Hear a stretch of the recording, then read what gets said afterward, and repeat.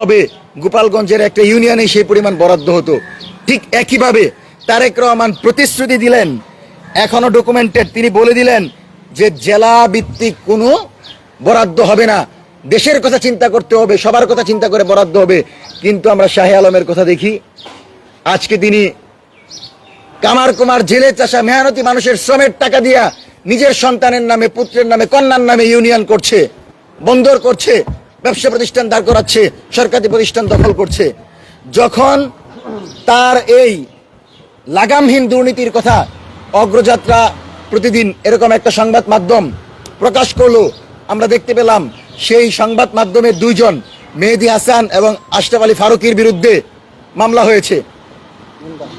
যারা আপনাদের দুর্নীতিকে জনগণের সামনে প্রকাশ করে দিচ্ছে, গণতন্ত্রকামী বাংলাদেশের সাংবাদিকদেরকে আপনি আজকে মামলা হামলার ভয় দেখিয়ে হয়রানি করার চেষ্টা করছেন। অনতিবিলম্বে এই সকল সাংবাদিকদের মামলা প্রত্যাহার করতে হবে এবং শাহে আলম সহ যারা সরকারে থেকে এই সরকারের অংশ হয়েও লুটপাট করে তারেক রহমানের সরকারকে প্রশ্নবিদ্ধ করছে, তারেক রহমানের কথা অনুসারে 6 মাস অতিক্রম হয়ে গেছে এবং এরা ব্যর্থ প্রমাণিত হয়েছে, এদেরকে মন্ত্রিপরিষদ থেকে বের করে দিতে হবে। সম্মানিত সাংবাদিক বন্ধুগণ, দেশের জনগণ চাই চাল ডালের সহনীয় দাম থাকবে, পেটে ভাত থাকবে, মানুষের জানমালের নিরাপত্তা থাকবে, নিরবিচ্ছিন্ন বিদ্যুৎ থাকবে। কিন্তু আমরা দেখতে পাচ্ছি লাগামহীন লোডশেডিং এদেশের জনজীবনকে অতিষ্ঠ করে ফেলেছে। সরকারের বহু সফলতা আছে, কিন্তু মৌলিক জায়গায় যদি সরকার ভুল করে, মৌলিক জায়গায় যদি জনগণের যে চাহিদা বিদ্যুৎ, জ্বালানি তেল, পাঞ্জাবের জগতে একটি বিশ্বস্ত নাম শাবাব এথনিক ওয়্যার, প্রতিদিনের নিত্যপণ্য, এগুলোর যদি দাম বেড়ে যায় তখন কিন্তু জনগণের গলা চেপে ধরার মতো অবস্থা হবে। জনগণ তখনই মাঠে নামে আর তখনই কিন্তু জনবিস্ফোরণ ঘটে। সুতরাং সরকার যেন লোডশেডিং বন্ধে কার্যকরী পদক্ষেপ নেয়। আমরা আমাদের এই জায়গা থেকে মনে করি সরকার মৌলিক চাহিদার ব্যাপারে যদি সচেতন না হয়, জনগণের মৌলিক চাওয়ার ব্যাপারে যদি সচেতন না হয়, তাহলে এই সরকারের বিরুদ্ধে জনগণ মাঠে নামবে। এখন এই লোডশেডিং এর কারণে জনগণ বলে যে আমরা আগেই তো ভালো ছিলাম। সুতরাং আওয়ামী লীগের বয়ান তৈরির যেন কোনো পরিবেশ না হয়, সেজন্য এই সরকারকে দায়িত্ব নিতে হবে।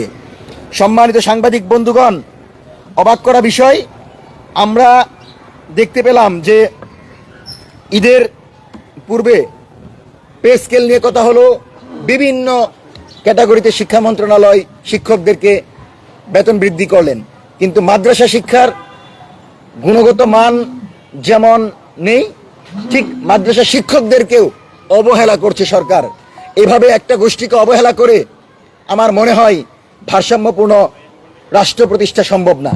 সেজন্য যে সকল মাদ্রাসা শিক্ষক এমপিওভুক্ত যাদের বেতন এখনো দেওয়া হয়নি, সেই শিক্ষকদের বেতন দ্রুত সময়ের ভিতর পরিশোধ করেন, কারণ তারাও বাংলাদেশের হাজার হাজার শিক্ষার্থীদেরকে তৈরি করছে। আজকে মাদ্রাসা শিক্ষার্থীরা জুলাই আন্দোলনের সামনের সারিতে ছিল, ডাকসু, রাকসু, চাকসু সহ প্রত্যেকটি ছাত্র সংসদে তারা নেতৃত্ব দিচ্ছে। সুতরাং মাদ্রাসা শিক্ষার ভূমিকা কি সেটা আপনিও ভালো করে জানেন।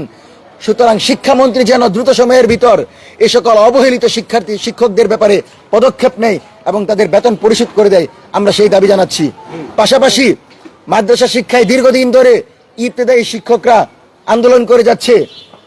যারা বেতন ছাড়া আপনার ছেলেকে শিক্ষা দিয়েছে কবরে রাখার সময় কি বলতে হবে, আপনার ছেলেকে শিক্ষা দিয়েছে কিভাবে পিতা মাতাকে সম্মান করতে হবে, আপনার ছেলেকে মুআশারাত শিক্ষা দিয়েছে, সেই ধর্মীয় মূল্যবোধের শিক্ষা যারা দিল তাদেরকে আপনি হেলায় ফেলায় 200 টাকা 500 টাকা করে একটা প্রতিষ্ঠানে রেখে দিলেন। এমপি মন্ত্রীরা বছরের পর বছর তাদেরকে আশ্বাস দিলেন, কিন্তু এখন পর্যন্ত ইবতেদায়ী মাদ্রাসার বিষয়ে কোনো সরকার ইতিবাচক পদক্ষেপ নিতে পারে নাই। কিন্তু আমরা বিশ্বাস করি এই সরকার আমাদের সরকার।